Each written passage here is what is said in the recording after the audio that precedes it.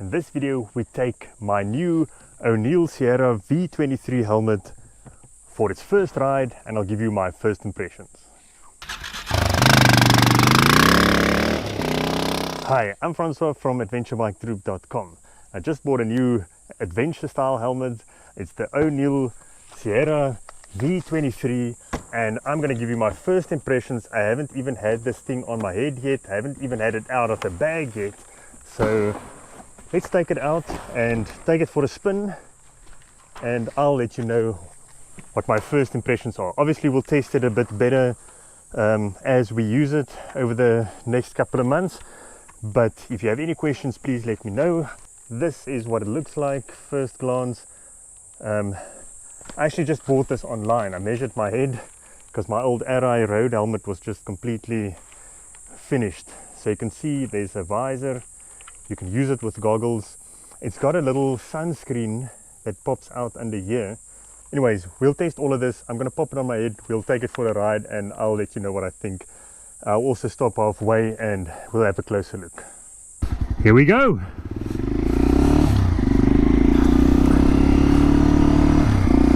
I really hope you can hear me because it's the first time I'm using this helmet with the GoPro and the Purple Panda mic.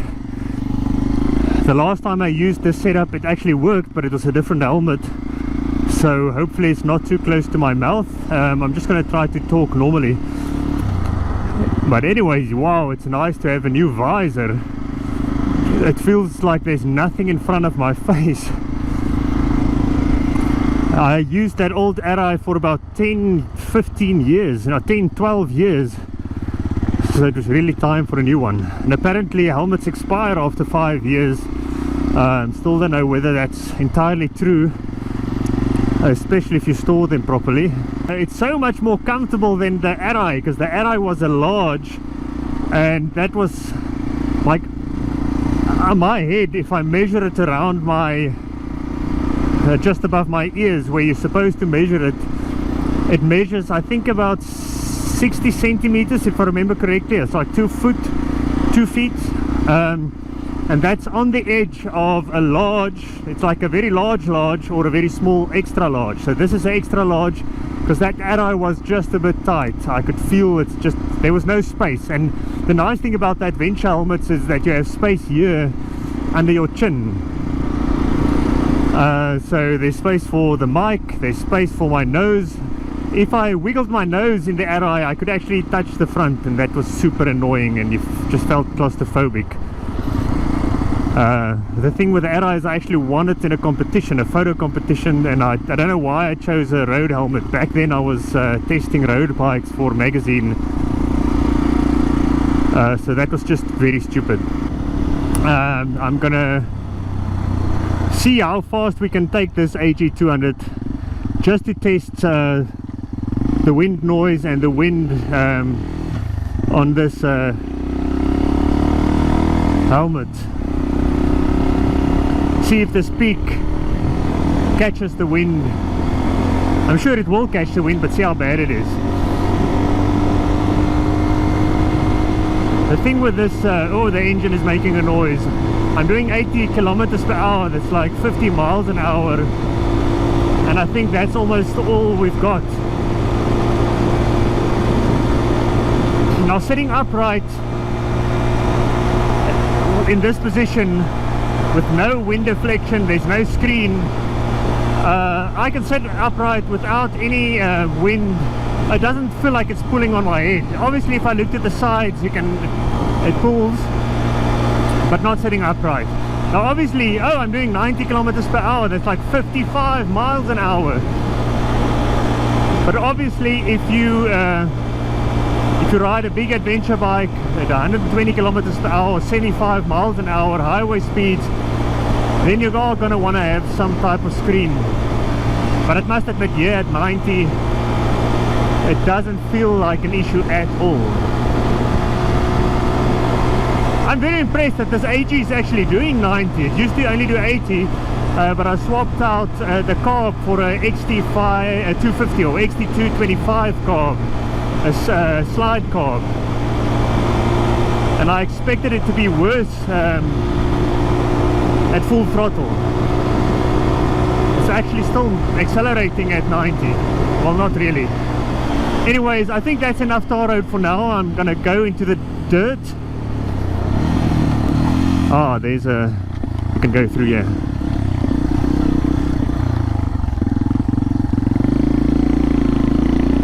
Okay.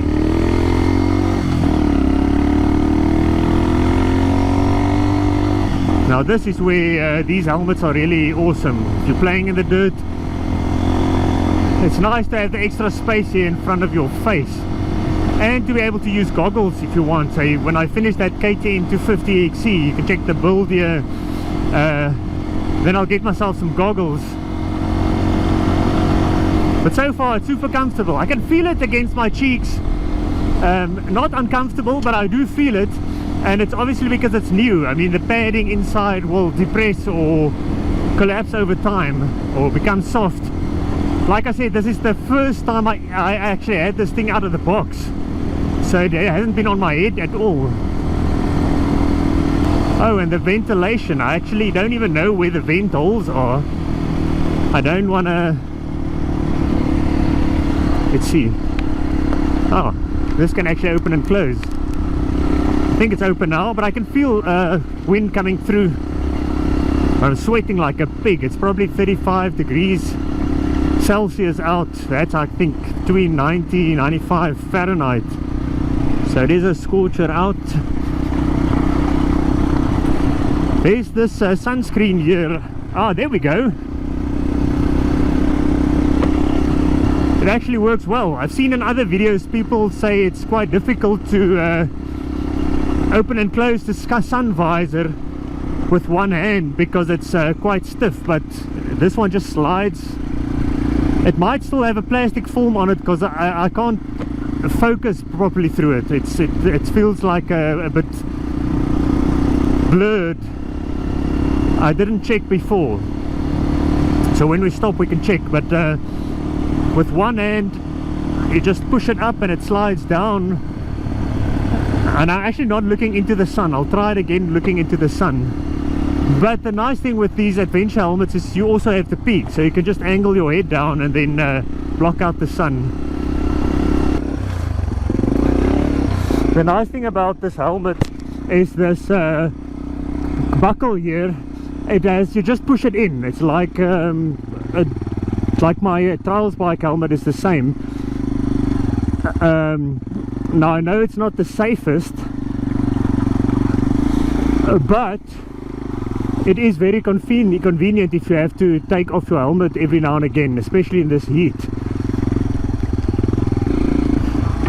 Wow,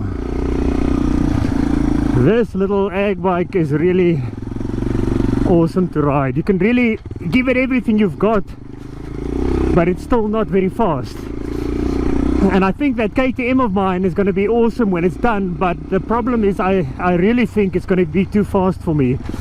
With my experience level, this is actually all I need. I remember riding the XR here, the XR 650L, and that was just too fast for me, too powerful. If you really open it up, the next thing you know, you're doing way too fast a speed on this road. Whereas this little thing, I can actually give it a lot more, even jump it a bit, but it will be too fast for me. So especially because you can't see here around the corners. So for me, this is actually great because I can there's a whole lot of more speed that I can get out of it when I get more confidence. But for now it's well, fast enough. Woo! Hey, overshot that one.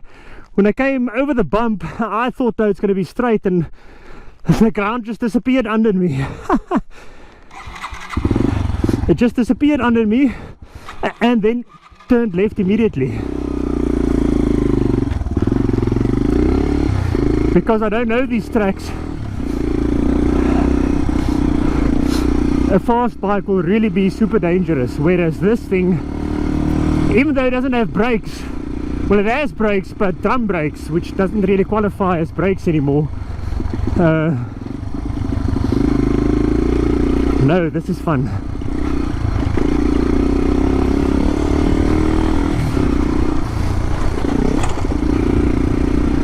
The suspension is also not the best.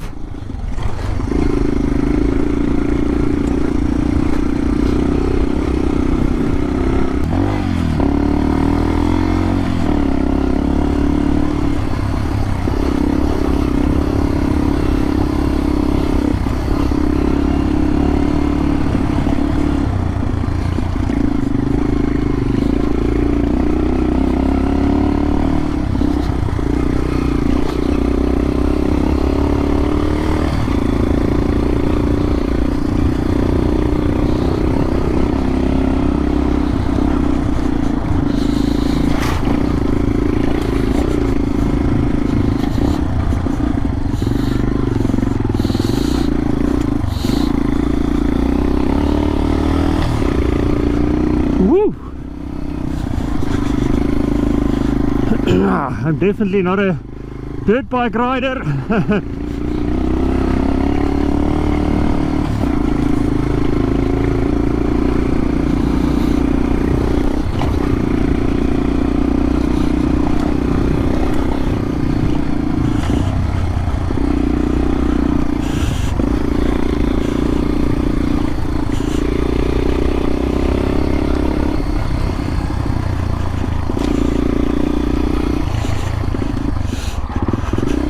This is where I overshot the previous time.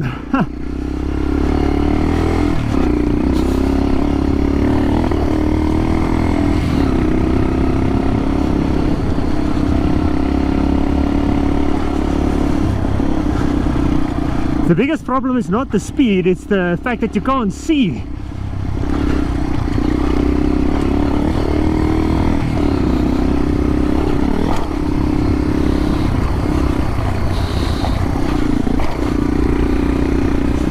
This bike actually takes the jumps alright.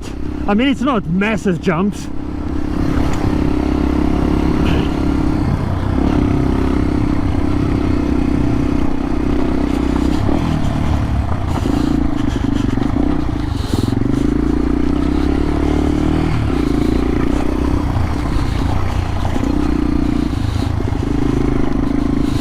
Over these rocks.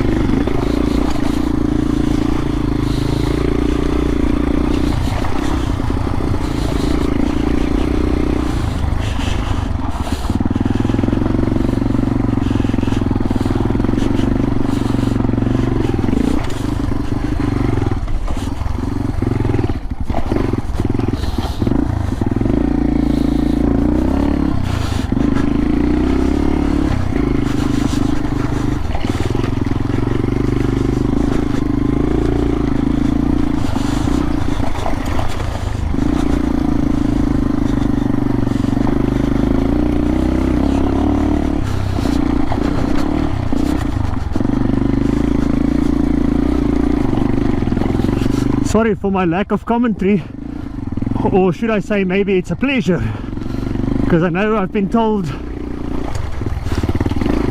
that I talk too much. Oh, that happened. Whoa. So maybe I should have just shut up. Anyways, how to get a bike out of this position? That's the question.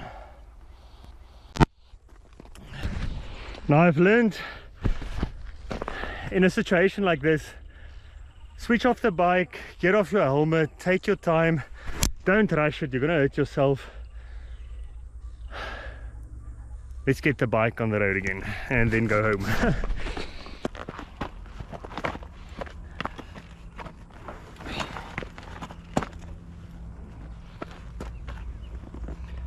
Ooh, uphill.